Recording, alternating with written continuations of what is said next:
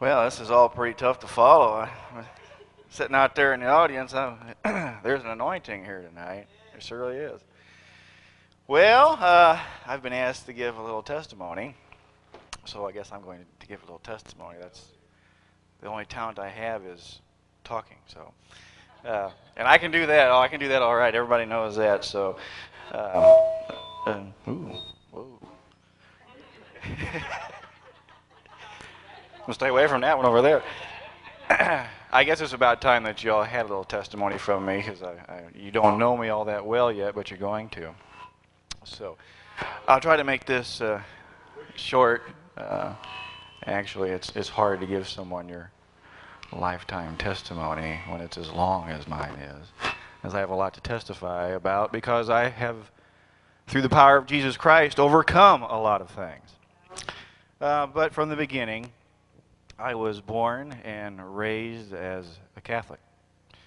Now, the true part of that is I was born as a Catholic.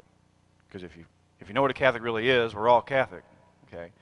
But I was raised as a Catholic, which was a religion. And there's nothing wrong with that, really, for some of them. I love Catholics, I really do.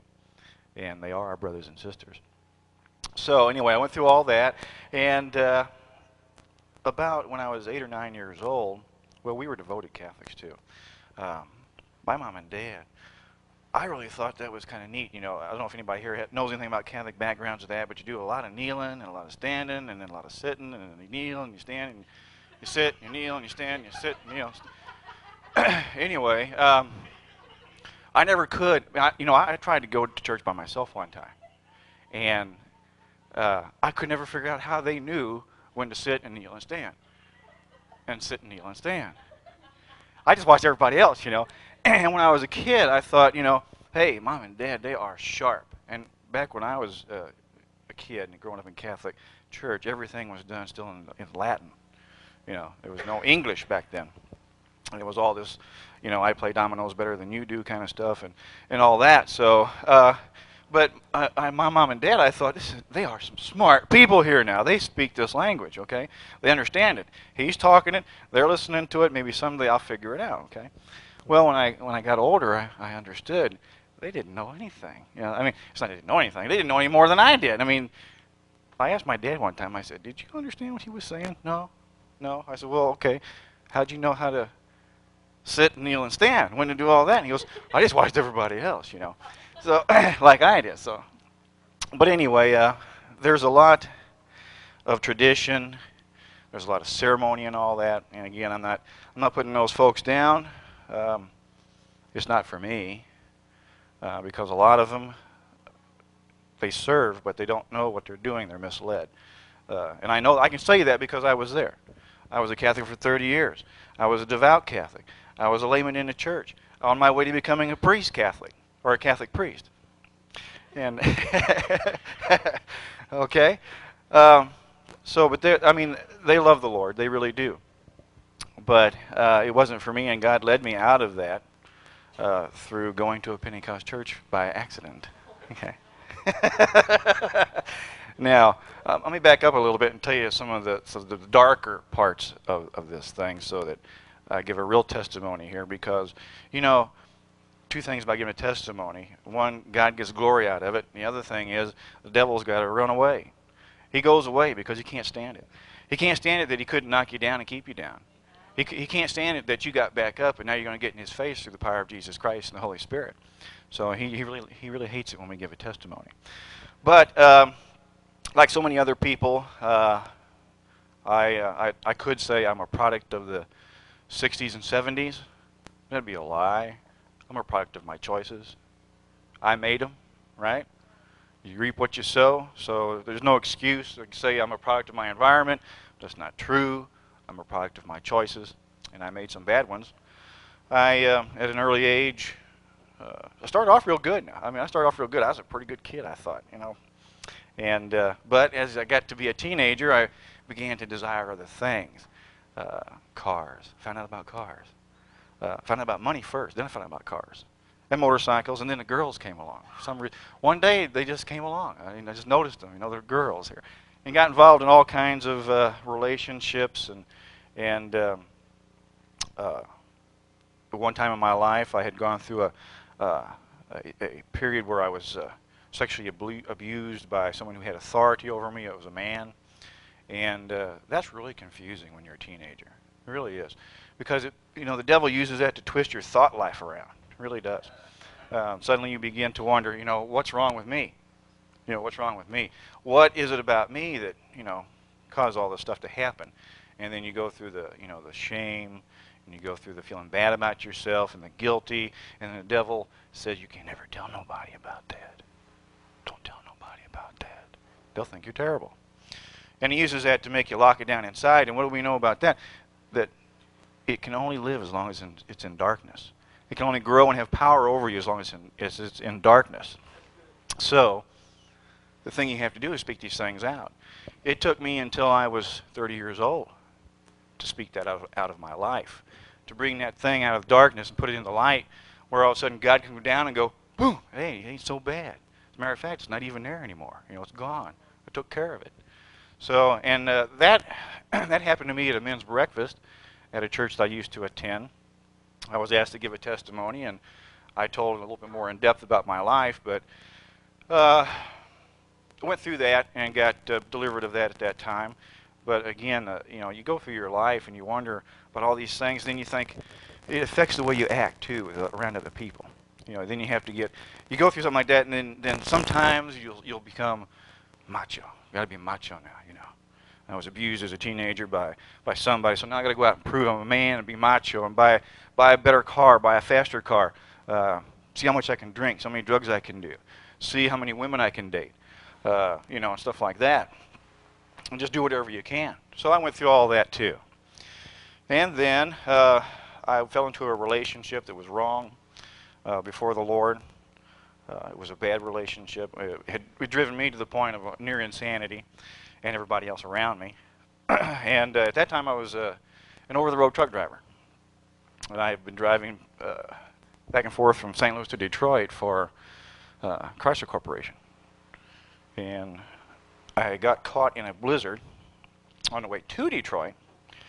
Made it to Detroit, and all this time, I'm not going to go into great detail, but you get into these things and your mind just won't quit. Just won't let you alone. Your own mind sometimes. And then, of course, the devil, he puts all these thoughts in your brain too, if you let him, and he even convinces you that they're your thoughts. A lot of them even aren't your thoughts. But because we accept them, he can use them. So I'm driving to Detroit, I get caught in this blizzard, and there's people all around me getting killed on the highway. At that time, I didn't care if I got killed on the highway, so it didn't make a whole lot of difference to me. I was just going to keep on going. Got to Detroit and parked this truck right on Lake Michigan, sitting there waiting for the next day to come so they could unload this truck and get me back on my way to St. Louis. But I didn't really want to go to St. Louis. I didn't want to go anywhere. I really just did not want to go anywhere. I didn't even want to go into tomorrow, to be honest about it. I knew my life was miserable. I knew that I was basically nothing to be proud of as far as a son to my mother and father. I was just, I took care of myself. I didn't, I didn't have to. I didn't have to depend on them for money or anything. But it was just not something that you want to be proud of, And I wasn't even proud of myself. As I said, I was sort of in a despair, really down, and I knew that something had to happen real soon, or it was going to be over. I wasn't going to take a gun or anything like that. I just knew that if something didn't break, that's like real soon, my mind would just shut my body down. I would just die. Crawl in the back of this cab and roll the windows down and freeze to death. That's not the worst way to die. But anyway, the point is, I had made up my mind. I didn't want to go on. Like a lot of people in your life, you get to the point where you say, hey, it isn't worth living for. If there is a God, he doesn't care about me. Maybe he does, but right now I don't care about him either. And I was at that point. And I couldn't find any peace in my mind. I hadn't really slept very good, hadn't been sleeping good. So I'm sitting in this truck, and I knew that, every now and then you snap yourself back and you come to reality and you say, well, okay, let's deal with reality now. We've had all these weird thoughts. And the reality was that tomorrow I was going to have to get up and drive back to St. Louis. So I thought, well, I need to get some sleep if I'm going to do that. So I climbed back in the bunk of this camper, or not camper, but this 18-wheeler, sitting in Lake Michigan. This was December the 23rd, 1983, 2 days before Christmas. And I was just miserable. I didn't care about Christmas either. I mean, I really didn't care about anything, as you already know by my testimony. So I'm climbing back in there, and I'm thinking, I got to get some sleep, got to get some sleep, got to get some sleep, you know, and all these other millions of thoughts that are going through your brain, and devil's putting stuff in there and everything else, and you're going, I just wish I could get some rest and peace in my mind. And I knew who Jesus was. I mean, I read about him, heard about him. In the Catholic Church, we don't really do much with him. You know, we take the sacraments and drink a little wine, take a cracker. You know, we leave our part of it in the hands of the priest. Okay, and that's the one thing that really disappointed me about the Catholic religion for me. Now, I'm just speaking for me. Is that it was just too easy to kind of shift responsibility over to the other guy. You know, hey, you're the priest, you take care of it. Here's $500, pray me into heaven, or whatever. And it just didn't seem like there was no relationship there. I mean, I had a great relationship with the priest, but there was nothing there between me and God, really. So I'm in the back of this 18-wheeler, and I just, for the first time in my life, just really sought God from my heart in despair. I mean, it took the Lord letting me get to the bottom of the barrel where, you know, there's not even water, it's just slime down in there. It's icky and nasty. And he let me get down there, and he'll let you go down there. And sometimes that's what it takes. Anyway, I'm down there, and I'm in the back of this camp or cab, and I'm praying. I'm saying, Lord, if you don't do something real soon, I'm going to die. I'm just going to die. That's all there is to it. I want to die. If you don't do something real soon, I want to die. I'm going to die. I made up my mind about it. So, and you know, sometimes God will do things for you in the early stages of your salvation as a baby Christian that he won't do later on as an adult, like making such demands. I want you to do something or I'm just going to die. You know. Now, if I was to say that today, God would say, hey, go ahead and die. Yeah, come on up. Come on up. But at that point in time, you know, and I had wanted early in my life to serve God as I could, as I knew how. But, so I laid down, and I said, okay, if you're real, please, Lord, if you're real, if you're out there, I used to believe in you. I know I used to believe in you. I think you're real, but I need something. I need something. I'm just going to die. I'm really going to, seriously, I'm just going to die. Please, help me. Help me right now. Please, help me. And that was my heart cry. That's all I could say was help me. It was no big, elaborate thing. It was just, please, God, help me. Help me. Help me. Help me. And it was sort of like a road to Damascus experience. I can honestly say, just like my brother Paul, I was a chief among sinners. And I wasn't just working my way to hell. I was blazing a trail for everybody else to follow. And it was sort of like that. Anyway, I'm laying there. I'm trying to sleep. Mind's still just wired. You know, I can't rest. And I prayed that little prayer. And I tell this story, and I always wonder what people think, but it doesn't matter to me anymore. Jesus came into that 18-wheeler. Now, I don't mean just a feeling. I don't mean just some Holy Ghost doodads all over me, okay? I mean Jesus came into the 18-wheeler. Saw him just like I'm looking at you, sister. Just like if he was sitting in right there. He was right there. He was there. And I was just laying there, and I went, oh, boy. You know, I asked for it, and I got it. And he came, and he just spoke a few words. And it was just a presence that I could never, if I could take the top of your heads off and put what I have inside of you, you could understand. He came and revealed himself to me. The real Jesus, not the Jesus that a priest had told me about, not the Jesus that we read about in their, you know, in instructions and stuff like that. I mean, this was the real Christ in his glory. And I didn't see him in the flesh naturally. I mean, my eyes were closed, but the vision was there, and he was real. Okay? Otherwise, I wouldn't be here. But he came and he entered and he said, very simply, he said, stop what you're doing. Just stop it and come and follow me. And it was so simple. I mean, it kind of boiled everything down. And you know, it's kind of funny because lately here, a lot of people have been telling me, just keep it simple. I think last Sunday, Pastor Carl said, you know, God says you just need to keep it simple. Kathy said, you just need to keep it simple. Been hearing that a lot lately, and they're right. I am a complicated type of a guy. I like to think things out, you know. But here comes Jesus, and he just said, just stop it. Just stop it and come and follow me. Well, I got the next day. I mean, I fell asleep almost immediately after that. It was just neat. I was gone. And it was a total, peaceful, quiet rest like I've never had in a long time. And I got the next morning. It was December the 24th. Lake Michigan. It was ice everywhere. The sun was shining down. It was beautiful. I mean, it was like being in nothing but a world of crystal.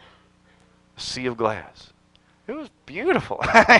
You know, and the day before, it was all ugly. I mean, there was nothing but darkness all around me. But I woke the next day, and I had such freedom, such joy, such peace.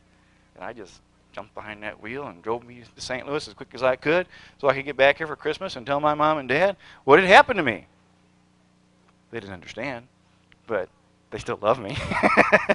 So, I've been trying to follow Jesus ever since. I've stumbled and I've fell. And the devil likes that, but he doesn't like it when we all get back up. And just like everybody else, I'm a human. God created us each individually and unique. And there's things about me that other people don't like. There's things about me that I don't like. And I like myself pretty well. I think most people do. But God has allowed me to go through that.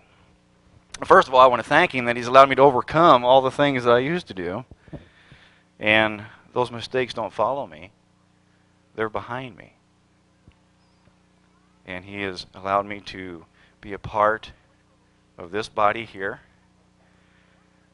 He's allowed me to do some things that I've always wanted to do, and lately here, I've been opening up to him more and more. Like I said in the beginning, you know, when you're a baby Christian, you can make a lot of demands on God, because you know, even as a parent, when you have little children, you know, they make demands on you. They make a lot of demands, and you give in to those demands a lot of times for the good of the child, and also to teach them the lesson of love. God's like that.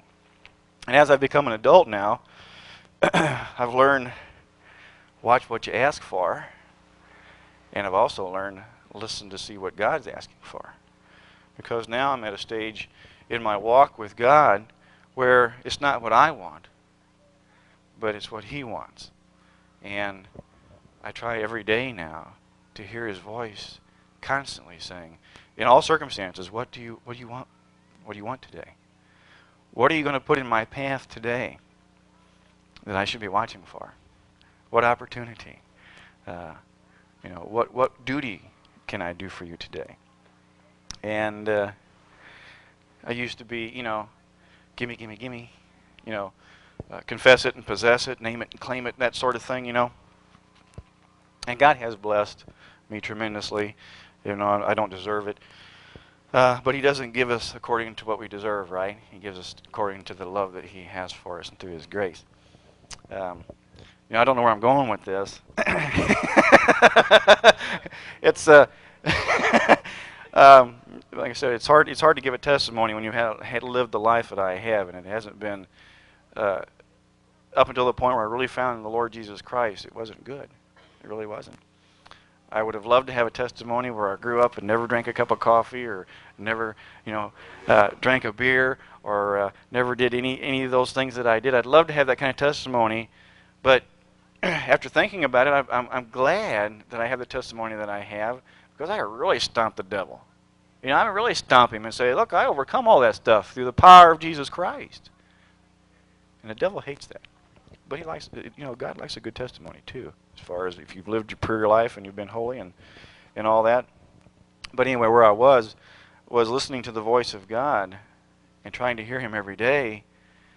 And now that's beginning to happen. And I really, you had to pray for me because I don't know how to handle it contained in this vessel that I'm in. I'm having a real hard time continuing to cope with the natural processes that we all have to go through, like working every day and stuff like that.